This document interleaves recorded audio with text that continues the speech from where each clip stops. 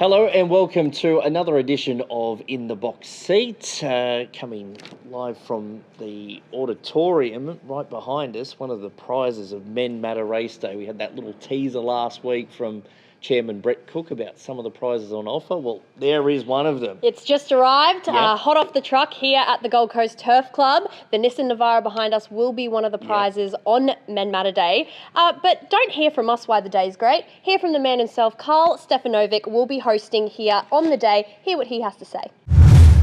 G'day guys, Carlos here. Remember this date, October 25, the Gold Coast Turf Club is hosting its annual Men Matter Race Day. It's a great day out with your mates, heaps of giveaways, auction items up for grabs, but most importantly, it's all for a great cause. Nearly $400,000 has already been raised for men's health charities. Let's keep it going. Grab your tickets now at gctc.com.au. So head to gctc.com.au, as Carlos did mention there, and looking forward to having it again this year for Men Matter Race Day. He is a terrific host. He loves his racing, loves a good time, and loves what the cause is all about as well. Absolutely. So great to have Carl on board again. Gee, it's been a busy week. The roster's schedules have been full for most of us here. We raced last Saturday. We had breeze ups here on Tuesday. Race meeting Wednesday, 19 trials this morning. And let's have another race meeting on Saturday to coincide with Caulfield Guineas and also the Hill Stakes program in Sydney. It's a twilight fixture. Yes. So a 1:45 starts, a bit after 6 o'clock, the last event. So looking forward to putting those lights on for the last couple. And just mentioning Wednesday, obviously it was a huge day here on track. We had Clubs New South Wales and Clubs Queensland. That's a tongue twister.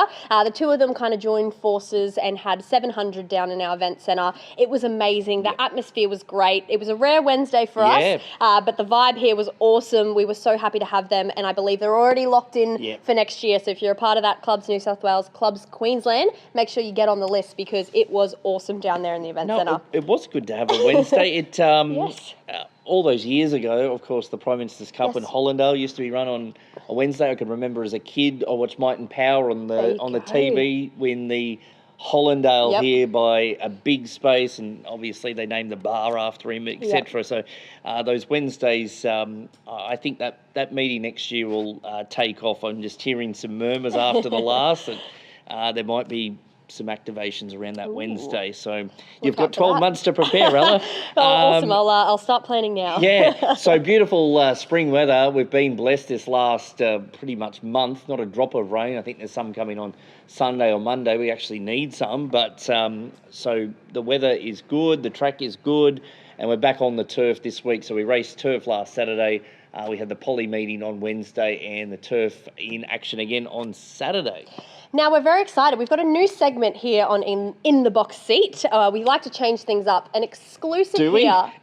Well, today we are.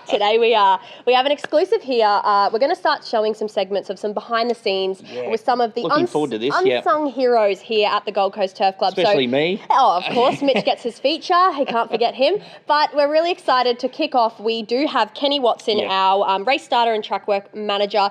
And a lot of people behind the scenes will know Kenny. But if you are, a member or a guest that doesn't kind of see the racing side of it, you'll have no idea what he does. But it is huge here on a race day. And, of course, track work during the week as well. So we're very excited here to launch our very first behind the scenes here with Kenny Watson.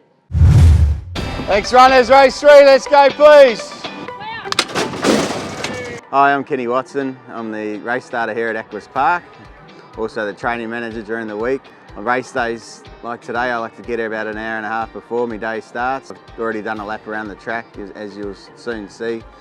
I've met up with the stewards and checked my scratchings for the day. I've caught up with my team, made sure the barriers are in place in the right position for the first, and go for a few of the runners with my assistant and make sure that over the horses that might be difficult to load today. As you might see, we don't know what we're going to get sometimes, but one of the main parts of my role is to make sure that the races start on time. That starts 20 minutes before each race when I'm in the barn with the clerks of the course, getting them into the mounting yard on time, making sure the jockeys are getting mounted up on time. Thanks runners, race 3, let's go please. Number 6, 25 over 1. Once they come to the start, if they're there a little bit late, which can happen sometimes, got to make sure that everything's cool, calm and collected, make sure that we all get them in on time. Right, Kenny, race 3, 1800 metres, you're all clear to go. Thanks, Brett. Right, your barriers, riders, Ashwin Goodandami 1, Chelsea Baker 2, Ronnie Stewart 3. So the loading process can be a bit confusing to the outside person, like it's not saddle cloth order. 2 days out from race day they get accepted, so they get a balloted barrier draw, so it's our job to make sure they go on the right ones. There's no late loads anymore, so we load from one out to the middle and then middle to the outside as a split loading procedure. So barrier 1 and barrier 5, barrier 2, barrier 6 through to 8. A field of 7 we'll just load one out, and then anything over 7 we'll split load. So a field of 8, which I think the first race has only got 6 in it, we'll just load one out. It'll probably only take 40 seconds to load that field.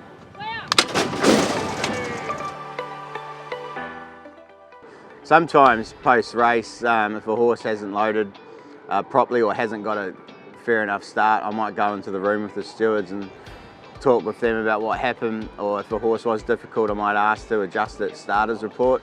Sometimes a horse will miss the kick, there's various reasons for that. It could be standing sideways. We just got to confirm that we've given it a fair enough start.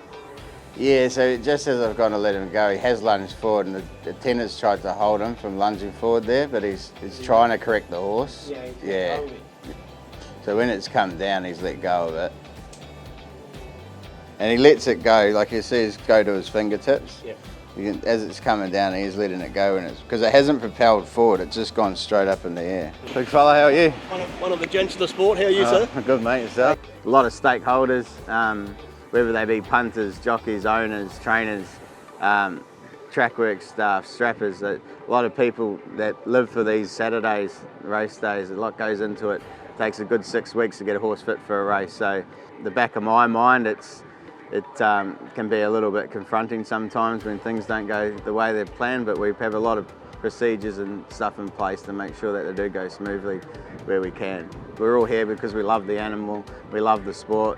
We're not here for a job, we're here because we love it, and nothing gives you a bigger thrill than patting each other on the back at the end of the day, knowing everything's gone to plan, everything's gone well, all the horses have got around safely, no one's been injured. This is a top tier facility. It's only going to get better with the night racing and what we do provide over the summer carnival and winter carnival, and it's great to be a part of that team.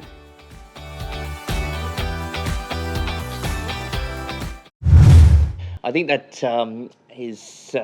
just shows what goes on behind the scenes, particularly on a race day for a starter. They don't just go to the gates and hit the button. There's a lot of prep work that goes into it. So a great little clip. There's more to come. More to come, yes. So stay tuned. You have to be watching the show. We've got a few good ones coming up over the next few weeks. So Mitch is, of course, he'll be very excited for his to come out. So we're looking forward to that. I could be biased, but mine's pretty good. Of course it is, Mitch. Of course it is. But yeah, all sorts of topics in behind the scene, just to give you a real inside of race day and what some of us do here on the track and off the track as well. Off the track, we thought, you don't get to see that side of it here as a guest, so we thought we'd bring it to you here on In the Box Seat, so you have to be watching. Twilight Meeting on Saturday, as we mentioned, so 1:45 first race, or 1:44 if you want. And to be exact. 6:10, I think it is, last race. I haven't looked. It's been a week. So prepared here. At Caulfield Guineas Day, always a great day's racing. Of course, we've got the Might and Power, a couple of Group 1s, Caulfield Hill Stakes Day, Alan Brown Stakes. I think it's another $5 million race in Sydney or whatever it is. They just throw one on every week. You're supposed to know what it is, but you don't. Miss Rumbini, who won the Fillies and Mares, just a sidelight, she won the Magic Millions Fillies and Mares here in January. She'll be very hard to beat in that Ellen Brown. I do know that. What else have we got on? Some key timings here. Our gates. Can you get a ticket to Saturday? You can absolutely get a ticket to Saturday. Head to gctc.com.au. Some timings for our members.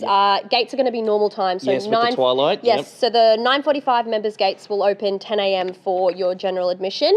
Our members areas will open at that 10 a.m. Obviously, it's a huge day's racing interstate, so everything in our members areas will open at 10 a.m. for members to come and enjoy.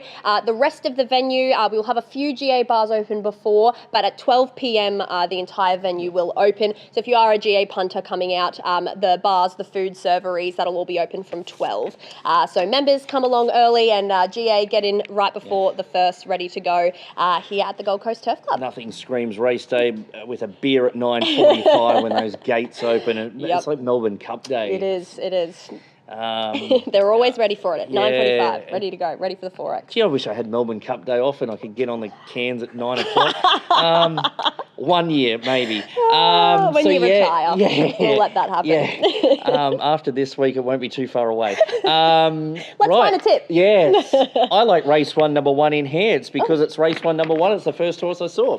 He looked on the form sheet and he went, that one will do me. He's been reading too many horses this week with too many races. So that's okay. We'll give him a break this week. But I'm going to go race 6, number 7, Smart Recognition.